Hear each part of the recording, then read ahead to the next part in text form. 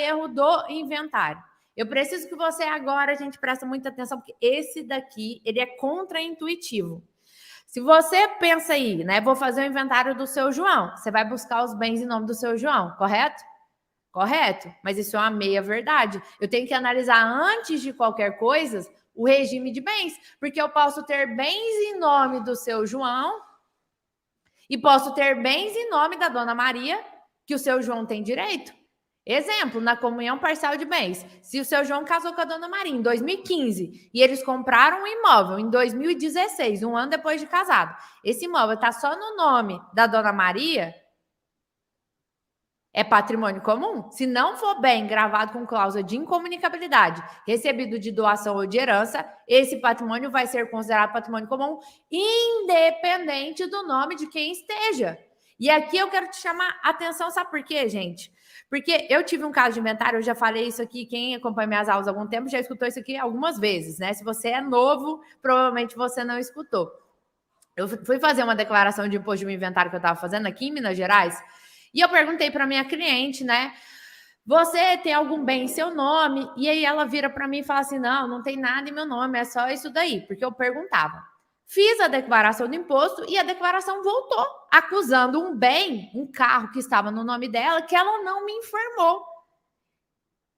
Por quê? Porque o seu cliente, ele vai achar, não, mas isso aqui é só meu. Gente, depende. Se foi comprado após o casamento, tem que analisar regime de bens. Tem regime de bens que tem meação e tem regime de bens que não tem.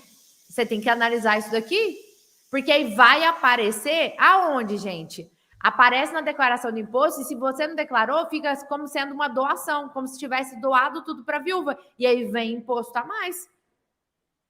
É importante, durante o atendimento, você explicar que, a depender do regime de bens, quais regimes de bens tem meação, gente? Comunhão parcial, comunhão universal, separação obrigatória, tem que comprovar esforço comum, não é automático, mas pode ter. E participação final nos aquestos. O único regime que nunca vai existir meação, você já pode anotar aí, não existe, em hipótese alguma, é separação total ou convencional. Esse regime nunca, em hipótese alguma, vai existir meação. Se existe um bem que está em nome dos dois, aquilo ali é por força de quê, gente? Copropriedade. Não é mancomunhão, não é patrimônio comum. Não entra na partilha. Ficou claro isso daqui, gente? E é muito importante você entender por quê. O imposto vai acusar, vai fazer o cliente pagar imposto a mais. O cliente pode falar que você que não quis declarar, então faz o seu cliente assinar uma declaração aí, ó. Você informou que precisava colocar os bens em nome dele e ele se recusou a colocar. Você tira o seu da reta? Seu cliente assinou, ele que quis deixar de fora. Se depois ele alegar e falar que você que quis deixar de fora, você fala assim, não, olha aqui, ó, eu te informei que tinha que colocar, você que quis deixar. Você tira o seu da reta. Ficou claro isso daqui? E para corroborar com tudo que eu estou te falando aqui, gente, você tem que olhar o regime de bens. Eu trouxe jurisprudência, né, gente? Porque não são vozes da minha cabeça. É entendimento jurisprudencial. Olha lá, ó. Ainda que em nome de um dos cônjuges entra na comunhão de bens do casal. Olha o acórdão aí, ó, de 2022. Olha lá, os bens adquiridos durante o matrimônio que alcançam os frutos por eles gerados compõem o patrimônio comum do casal a ser partilhado entre os herdeiros nos autos do inventário. O patrimônio oriundo de eventuais saldos bancários e outros ativos financeiros existentes retroativa à data de cujos, ainda que em nome de um dos cônjuges, entra na comunhão de bens do casal. Por que eu quero que você preste extrema atenção nisso daqui, gente? Porque é comum a gente ter que pedir dentro do inventário busca de ativos em nome do cônjuge sobrevivente. Conta bancária. Conta bancária. E aqui, olha o que eu vou te contar. Presta atenção. Porque quando eu vou analisar salário é patrimônio particular de cada cônjuge, correto? Regime de comunhão parcial, universal, é patrimônio particular, não é? Só que se eu tenho uma conta, por exemplo, salário, e lá já tem um montante equivalente a 3 salários, você entende que aquilo ali deixou de ter natureza salarial e passou a ter natureza de poupança? Ela não está usando aquela conta para poupar dinheiro? E poupança não é investimento para efeitos legais? Se é investimento, se torna patrimônio comum. Então, você pode sim pedir busca de ativos em nome do cônjuge sobrevivente, o que está vivo, a depender do regime de bens, Qual o fundamento, gente? Vocês podem usar esse acórdão que eu coloquei aqui para você. Olha, deixei exatamente para facilitar a sua vida, porque eu quero que você faça dinheiro. Eu falo, por isso que tem tanto aluno fazendo dinheiro com as aulas gratuitas. Porque eu quero que você atue com tanta diligência e presteza que seja impossível a pessoa não reconhecer que você é um bom profissional. Tem tanta gente aí falando que não tem direito, a hora que você vai lá e consegue o negócio. Semana mesmo eu recebi, né, um depoimento de uma aluna falando que a advogada da outra parte queria entrar com alvará judicial para levantar valor. Eu já te contei, gente, que não precisa. Para pagar imposto, não precisa. Tem a resolução 452 do CNJ, que alterou o provimento 35. Só com a escritura pública de nomeação de inventariante ou com termo de inventariante e inventário judicial, você consegue utilizar valores que estão em conta para pagar imposto. Só não faz dinheiro com inventário, só deixa enrolar o negócio quem não tem conhecimento. Por isso que eu falo, gente, que conhecimento é poder. Ele vai fazer você encurtar tantos caminhos e facilitar a sua vida. Por isso que eu falo que o especialista, ele ganha, né? Quem é que já ouviu aquele negócio? Se eu cobro, eu não cobro, né? Se tem um profissional que demora 3 horas e eu demoro meia hora para fazer, eu não cobro pelos minutos. Eu cobro pelos anos que eu levei para conseguir resolver em 30 minutos alguma coisa que um profissional demoraria 3 horas.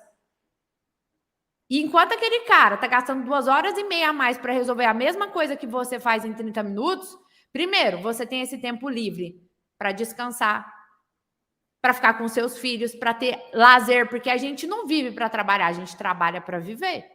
Segundo, você tem tempo para pensar em estratégias de prospecção, porque a advocacia está saturada? Eu sempre falo, gente, não tem como falar que não está. Mas por que apesar da saturação, tem gente fazendo dinheiro com a advocacia? Hoje mesmo postei nos stories, o Thiago Nigo falando, né? Que quem ganha 8 mil reais, renda média de 8 mil reais, você está entre os 10% mais ricos do Brasil. Você sabia dessa informação? Eu só falo sim ou não aqui. Se você tem renda de mais de 8 mil reais, você está entre os 10% mais ricos do Brasil. E aí eu postei um depoimento que eu recebi hoje de uma aluna da Roberta, que mora numa cidade pequena, 60 mil habitantes, e ela entrou no Familiares há 5 meses atrás e já fez 250 mil de honorários. Já está ganhando mais do que 90% da população do Brasil.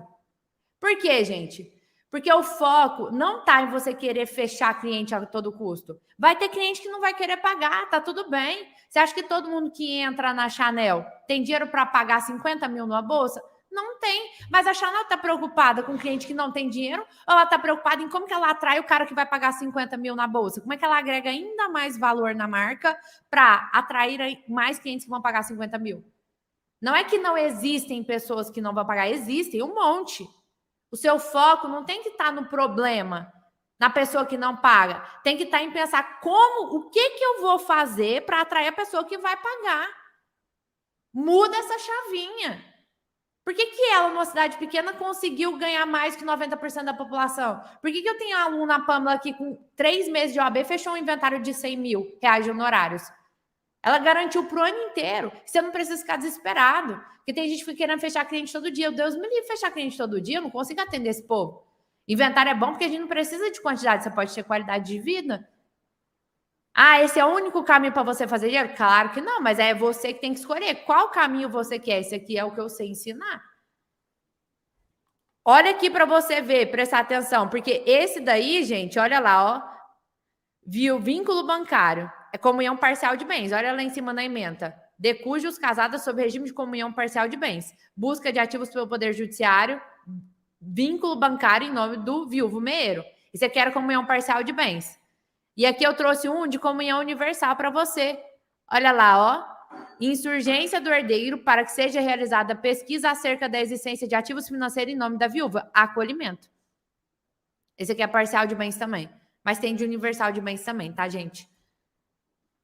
Você está entendendo que você pode utilizar isso daqui? E é isso que vai virar o seu jogo. Quando você mostrar para o seu cliente que você está fazendo além do que os outros advogados fazem. E aí você pode estar recebendo esse conhecimento aqui no gratuito.